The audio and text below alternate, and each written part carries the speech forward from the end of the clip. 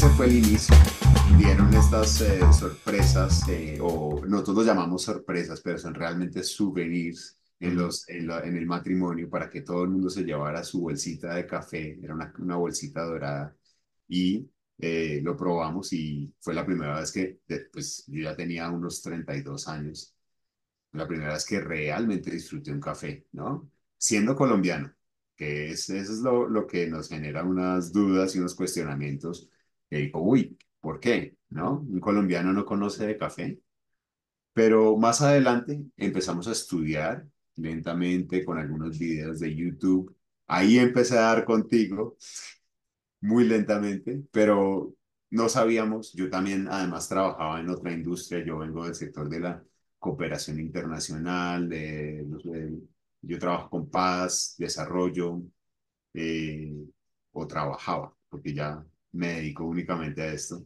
Y pues con eso empezamos a aprender lentamente y a transformar a través de una maquila el café que salía de la finca sin ningún tipo de conocimiento de saber si estaba bueno. Y yo eso no tenía marca, se presentaba en un empaque dorado o en un empaque plateado ¿Ah, que no sí? decía nada. Y yo Ok. le decía a la gente: "Oye, ahí cae un café de la finca de mi esposa, de la familia de mi esposa, quiere vender, quiere vender, quiere vender". Y ya. Y poco a poco me empecé, yo no sé, yo creo que el café también tiene sus formas y lo involucra a uno y lo enreda y uno queda, ¿no? Y ahí quedé metido inevitablemente en este mundo y me encantó, me enamoré. Y posiblemente porque en mi trabajo, en mi otro trabajo, estudiábamos mucho el tema de desarrollo rural en Colombia. eh, Empezamos a acercarnos a la idea de los sistemas alimentarios mis propios suegros también me llevaban a la finca y yo me empecé a enamorar de todos estos procesos que se realizaban. En 2016 la finca empezó a ser orgánica, empezó a llevar a cabo prácticas agroecológicas y me ¿Ya con tu encantó. inspiración o ya se estaba haciendo esto? Nosotros habíamos hablado mucho. Juliana, mi esposa, había estudiado una maestría en sostenibilidad. Ella es Ujú. abogada ambiental Mm. y yo estaba también muy conectado con esta idea del desarrollo sostenible. Entonces empezamos a hablar con mi suegro. Mi suegro, de paso, él era abogado, pero cuando se retiró hizo unos diplomados en plantas medicinales en la Universidad de Quindío y también hizo unos estudios sobre agricultura orgánica y le encantó. Entonces, como que todos empezamos como a acoplarnos a una identidad que la finca quería tener. Y aunque la decisión por parte de mi suegro fue inmediata y brusca, él dejó de consumir, de comprar eh, fertilizantes de tipo de laboratorio, agroquímicos, y quizá esa transición fue muy brusca, pues así empezó la historia, ¿no? Y me empecé a involucrar cada vez más, aprendí el asunto hice un estudio acá en la Nacional en agricultura orgánica y bueno, me empecé a involucrar. Poco a poco fui aprendiendo más de café hasta que decidí crear la marca, empezar a trabajar un poquito el marketing. Algunas personas me ayudaron, una amiga, Olga Alfonso, que es muy buena en eso, en storytelling, empezó a analizar la personalidad de la marca y sacamos un primer sistema gráfico para la marca, ¿no? La registramos, que eso es esencial, y ¿Directamente con el nombre Veranera Orgánica la, o no? la veranera. La Que veranera como yo, es el equivalente a una bugambilia. ¿Se has visto las plantas que son como sí. las bugambilias? Que crecen en muchas partes. La finca La Veranera tiene bastantes. Entonces, así fue desde sus inicios, así la llamaron y así se quedó. Tuvo el mismo nombre. Y bueno, eso fue el nombre que decidimos entre todos y nos casamos con él. Y en principio nos fuimos por una idea que fuera como muy de tradición, pero yo jalo mucho hacia el aprendizaje, a la innovación y a mí me gusta. Entonces, aunque la marca guarda una parte muy tradicional de la historia, hemos mirado hacia adelante hacia las diferentes olas del café, cómo nos adaptamos y cómo también el mismo mercado nos lo exige, porque el Mm, precio no perdona. Entonces, cuando ya uno empieza a revisar las realidades de una finca y cómo sobrevive, es que empieza a buscar nuevas oportunidades. Entonces, la finca empezó tanto a producir, no solo produce café, produce plátano. Yo ah, después traje unas semillas de tomate, traje unas semillas de frijol, de mazorcas, pero semillas nativas, que es muy interesante. Y empezamos a sacar nuevos alimentos. Conocí el concepto de la seguridad y la soberanía alimentaria, que es ujú, esencial, sobre todo, digamos, yo creo que en el mundo y es parte, digamos, de los objetivos de desarrollo sostenible y pues ya empecé a conocer mucho más de lleno este mundo desde la perspectiva agrícola. mm, Eh, pero también al conocer con más profundidad el mundo del café, me empecé a inclinar por conocer cuáles eran los procesos de tostión. No soy un experto en esto. No, todavía no. Ese es el único, el curso que me falta aquí. Al empezar, yo creo que hay una combinación de factores. Uno, al pensar cómo nos alimentamos, que estamos consumiendo todos los días. Desde una perspectiva de nutrición, a mí me empezó a interesar genuinamente, sin pensar en el café, de dónde venían mis alimentos. ¿Sí? ok, Eso por una parte. Por otra parte, venía estudiando todo lo que se realiza en la agricultura y conocí a través de diferentes comunidades e iniciativas cómo hacían. Me impresionó ver iniciativas muy complejas en donde se incendiaba un predio completo, derribando todos los bosques acá en Colombia para poner unas vacas o para poner unas mazorcas en zonas de mucha vulnerabilidad ambiental. ujú, Y esto me empezó a llevar a estas reflexiones como, bueno, cómo es que producimos nuestra comida?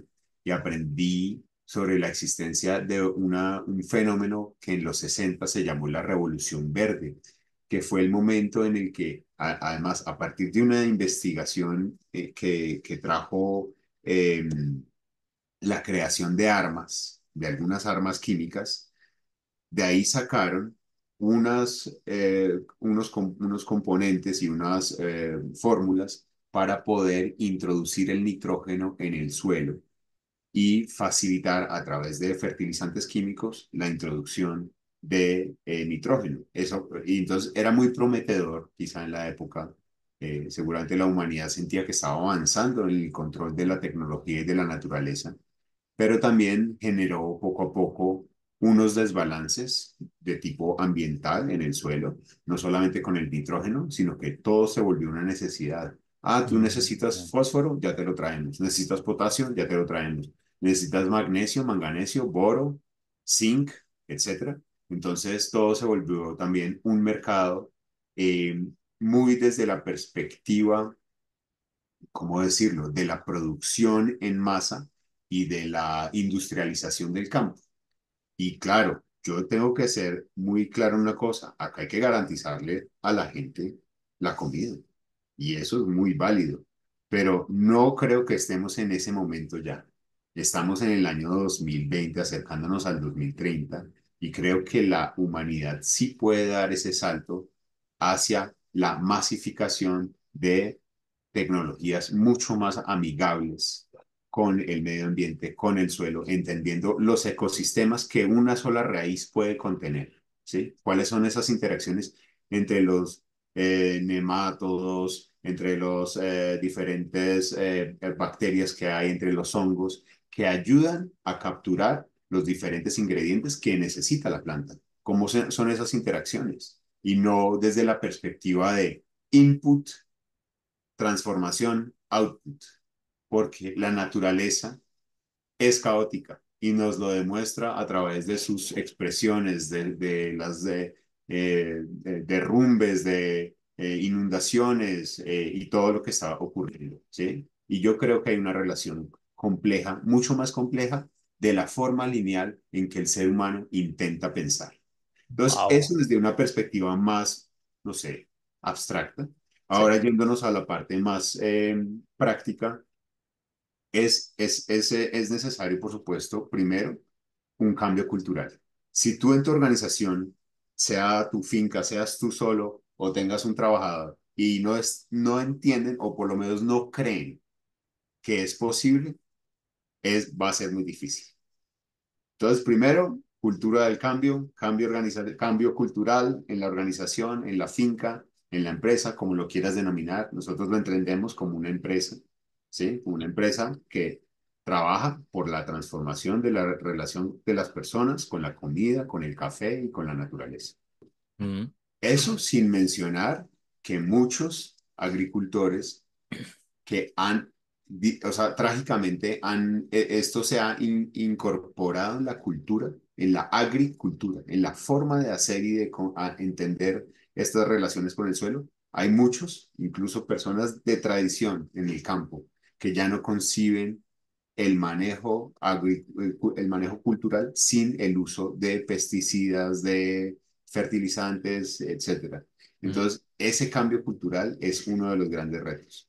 mm. Segundo, eh, creo que dejamos de lado sí, cuando se echan venenos. El glifosato, que hay una marca muy famosa, se utiliza muchísimo para limpiar, ellos lo llaman limpiar. Entonces dicen que quiero que solamente esté el cultivo y el resto de las calles del cultivo estén Tierra. limpiecitas, ¿sí? Mm, Entonces, en vez de usar otros métodos o dejar incluso que prospere por ratos esa naturaleza, hacen una limpieza con el glifosato que seca la planta.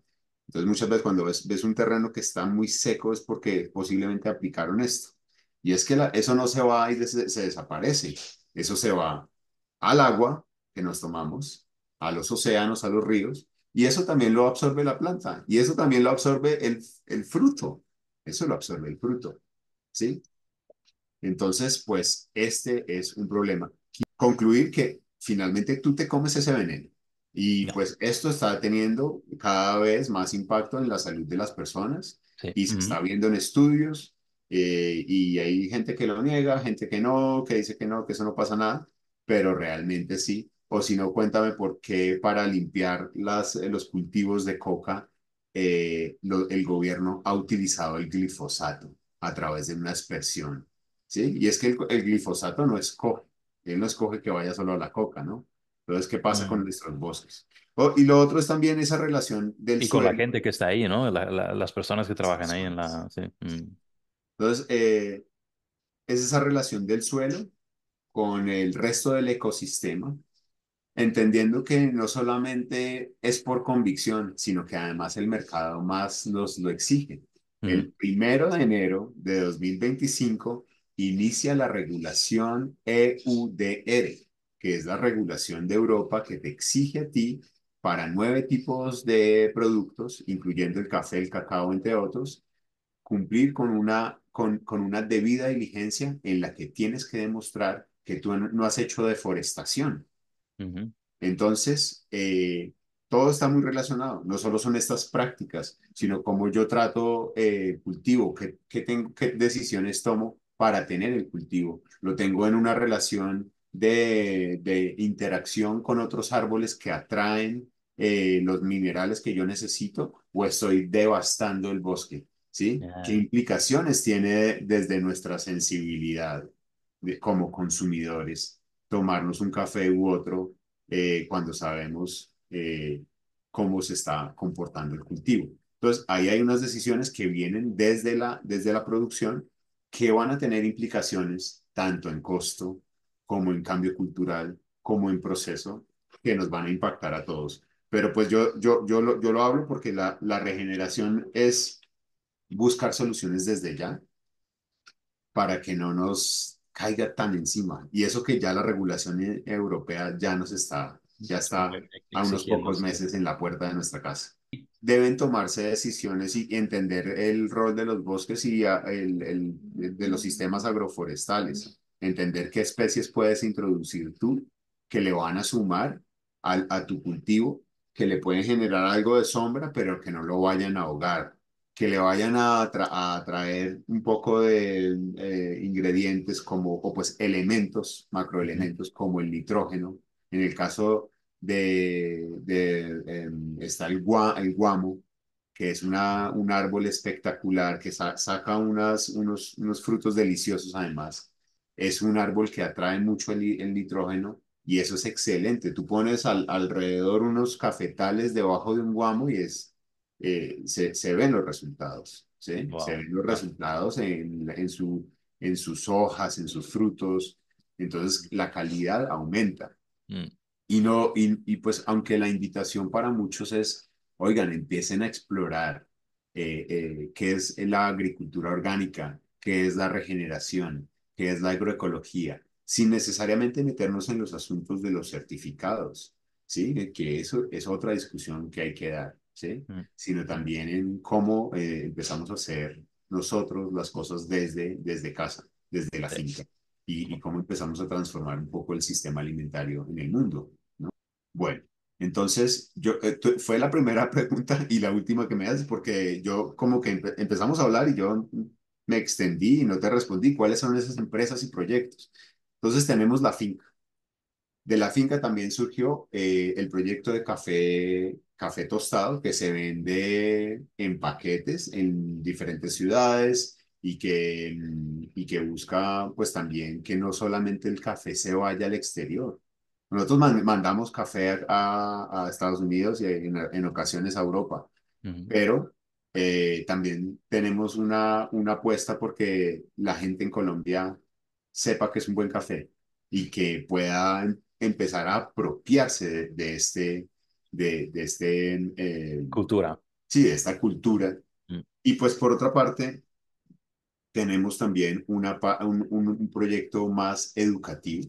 Nosotros estamos dando clases para diferentes no solo caficultores, sino agricultores y algunos académicos para que vayan a conocer la finca, entiendan cómo hacemos las cosas, cuáles son nuestros procesos, cómo elaboramos nuestros biopreparados, cómo realizamos el compostaje, de qué manera hay una relación entre todo eso y esta relación con el bosque, con la fermentación del café.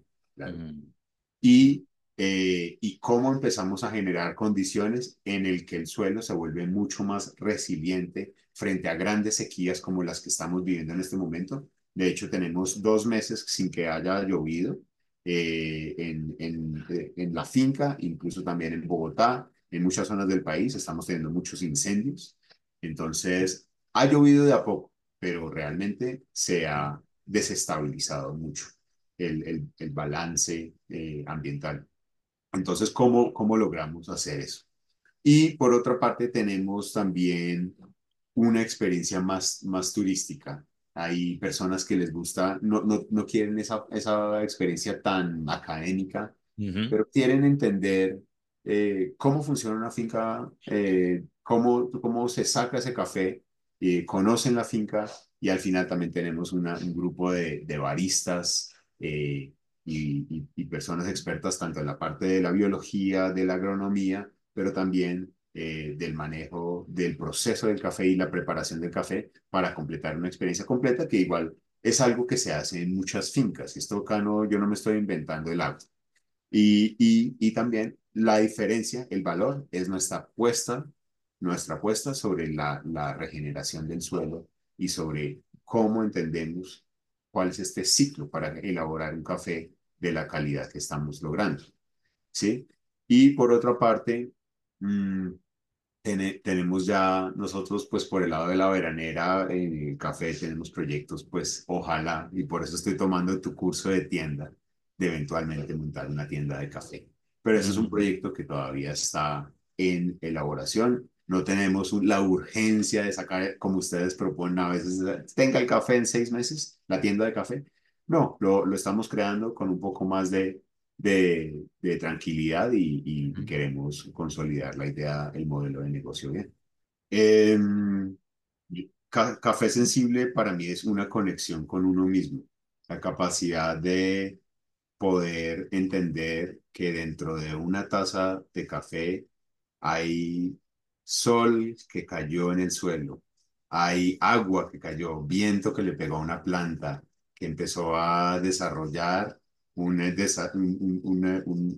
organismo que surgió del suelo, de ahí sacó unas hojas, sacó unos frutos y fue cuidado por unas personas que le echaron agüita, que le echaron, lo cuidaron. Posteriormente, alguien lo llevó, lo recolectó, le hizo un proceso de beneficio, una fermentación cuidadosa y después lo puso a secar, lo almacenó bien para que después otros también lo trataran en una trilla, lo llevaran a esa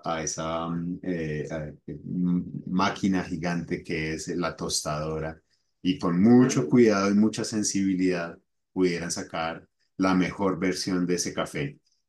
Y cuando ya llega y una persona finalmente lo prepara con mucho cuidado y logramos tomarnos esa taza, podemos saber que si somos sensibles y sabemos de dónde viene nuestra comida y de dónde viene esta taza de café, podemos entender que en cada sorbo nos estamos tomando una parte del universo. Entonces yo Mm. creo que eso es como, para mí,